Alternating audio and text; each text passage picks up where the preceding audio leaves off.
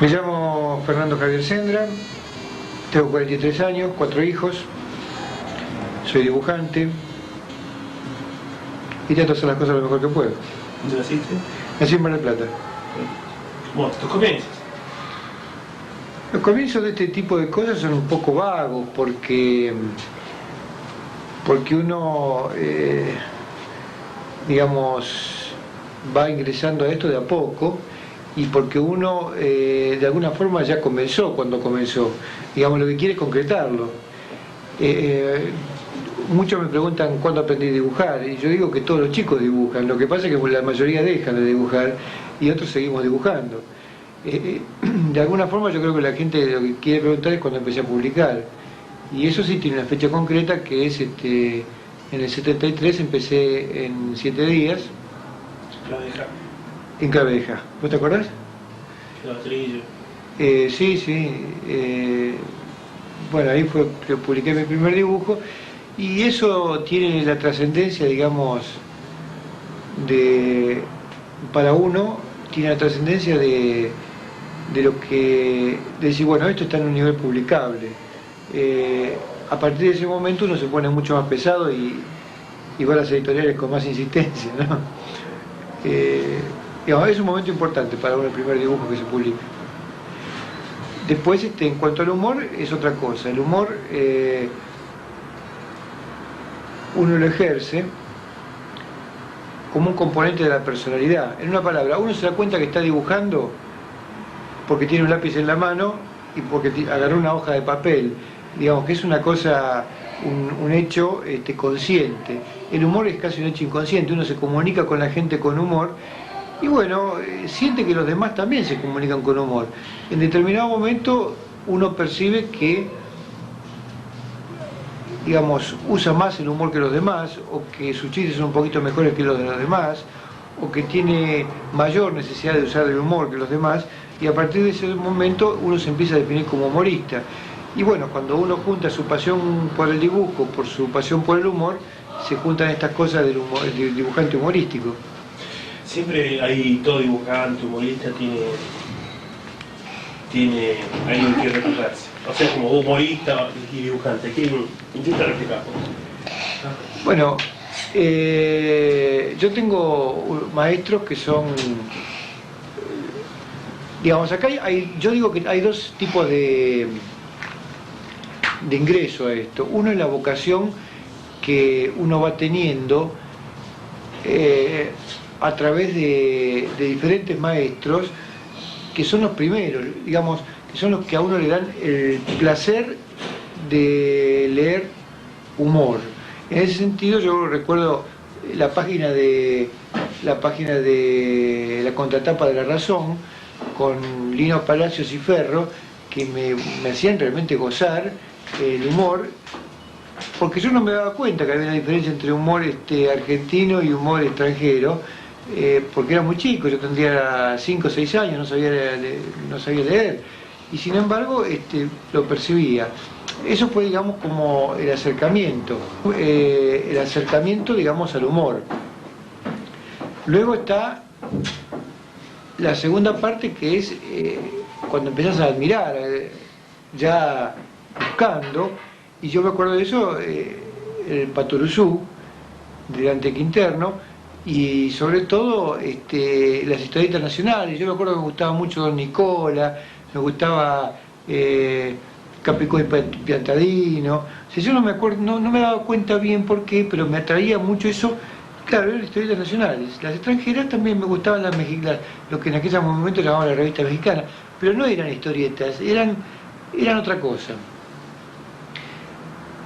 Y después, bueno, ya los maestros que a uno los conoce cuando ya decide, bueno, yo soy humorista, y si bien a estos yo los conocía desde antes, porque los conocía como lector, contribuyen a la formación como humorista, que son Quino, Garaycochea,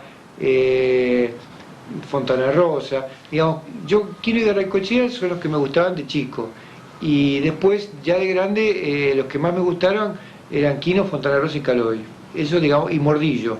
Esa digamos, esos 4 a mí me definieron mucho, porque creo que en algún momento siempre estuve tratando de ser, acercarme a alguno de ellos, ¿no? ¿Estudiaste en algún lado, dibujo? Estudié ingeniería. Estudié ingeniería y después cuando me di cuenta de mis gustos por la ingeniería me estudié Bellas Artes. Me fui a Bellas Artes y ahí tuve realmente una de las etapas más felices, yo creo que yo puedo decir felices, es una felicidad, digamos, especial, una felicidad de compañeros, de clima de compañerismo, clima de que todos estábamos haciendo algo que sabíamos que no nos iba a servir para nada, entonces era como una especie de cofradía donde el rédito era justamente pertenecer a esa cofradía y no había un rédito posterior. De alguna forma, cuando uno estudió ingeniería, estaba buscando un rédito posterior. Cuando estudiaba Bellas Artes, nada más era sacarse el gusto.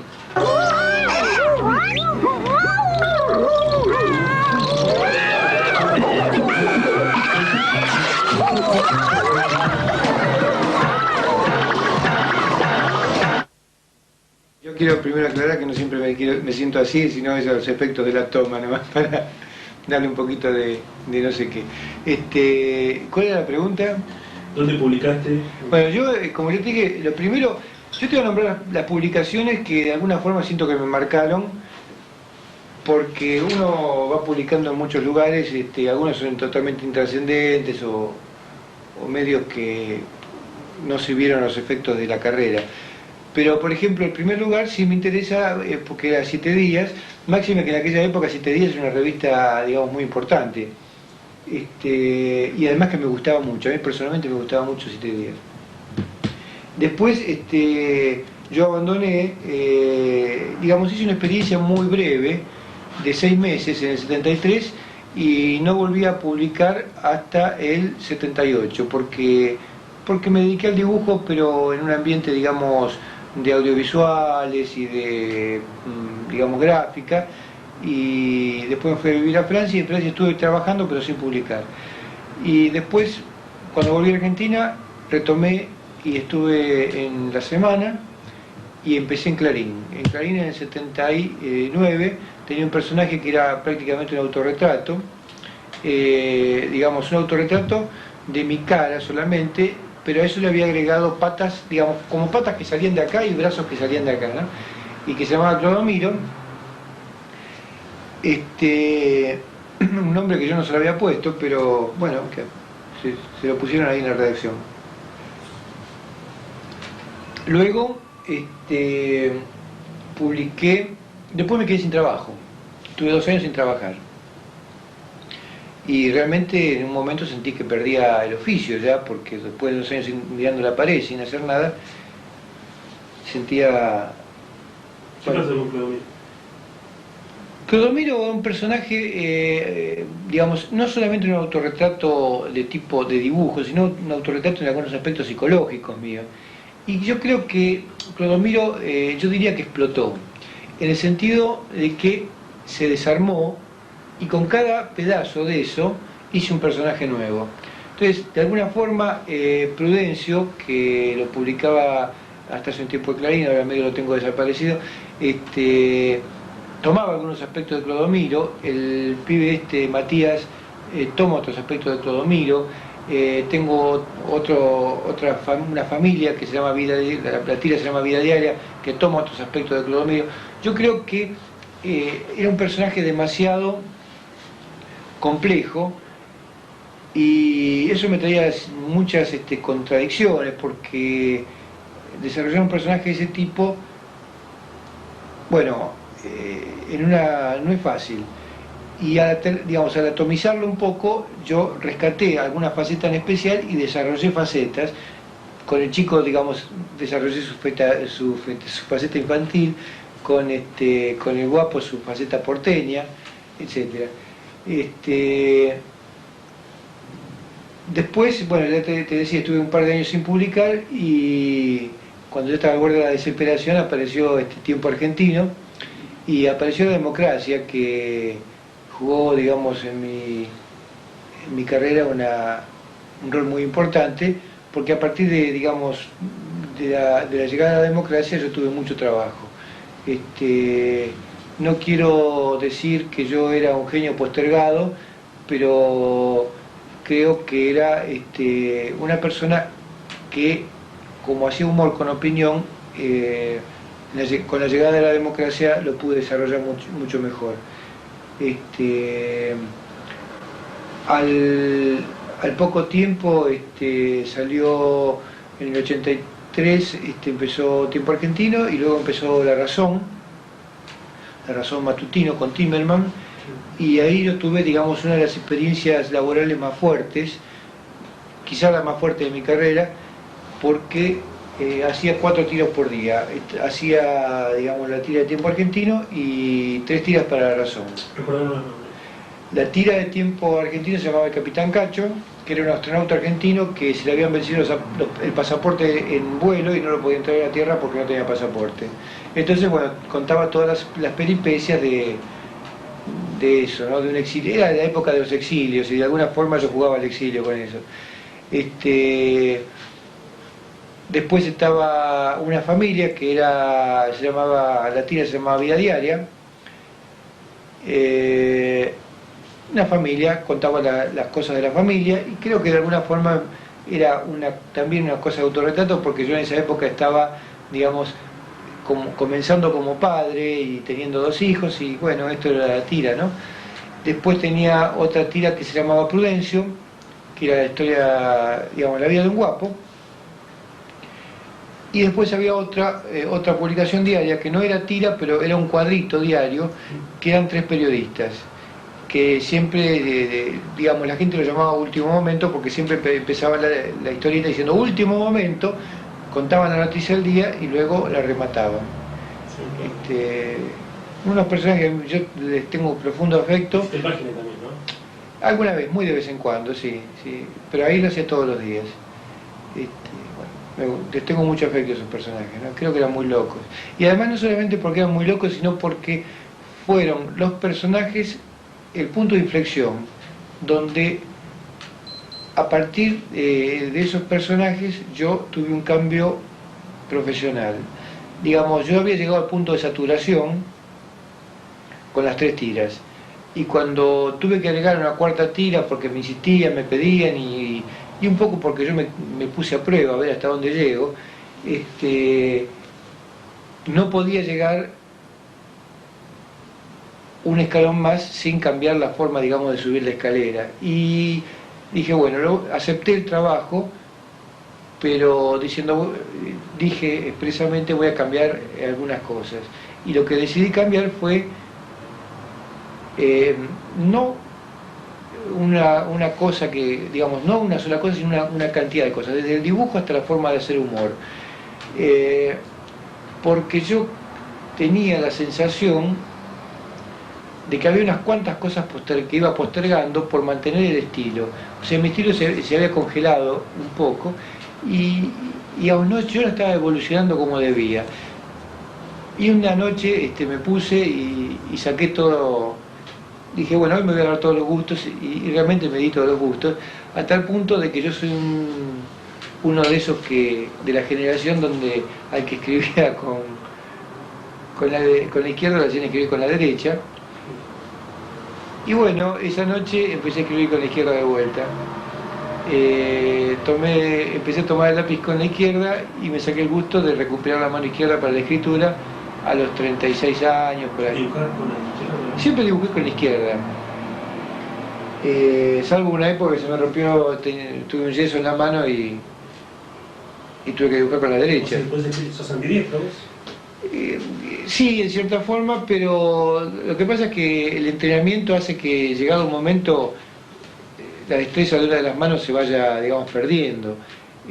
Obviamente tengo una cierta habilidad para cambiar de mano y eso me permite. Yo creo que cuando uno sabe dibujar, puede dibujar con las 2 manos, porque se dibuja con el lápiz pero también con la goma, y se selecciona con la cabeza, que siempre es una sola. Entonces, bueno, uno demora más, pero puede dibujar.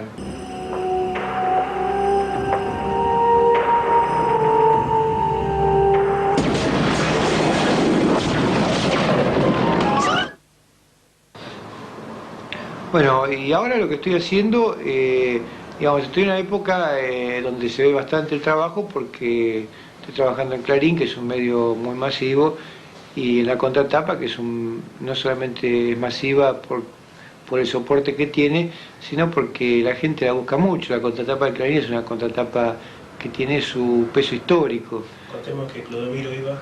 Clodomiro iba en el retiro de contratapa, no iba en la contratapa. Retiro de contratapa, para los que no saben términos así del periodismo, es lo que va, digamos, en el otro lado de la contratapa, en el interior del diario, digamos.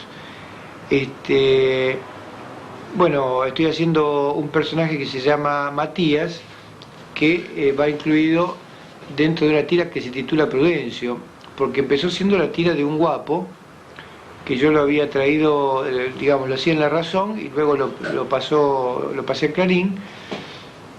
Y bueno, cuando uno cambia de medio, las cosas cambian, porque especialmente cuando uno cambia de un medio como La Razón, matutino estoy hablando, que era un medio, digamos, de poca tirada y con un alto grado de politización. Entonces uno de alguna forma sabía quién estaba hablándole. Estaba hablando a gente con un nivel de información especial en temas puntuales. Entonces, digamos, el grado de sobreentendidos era bastante alto.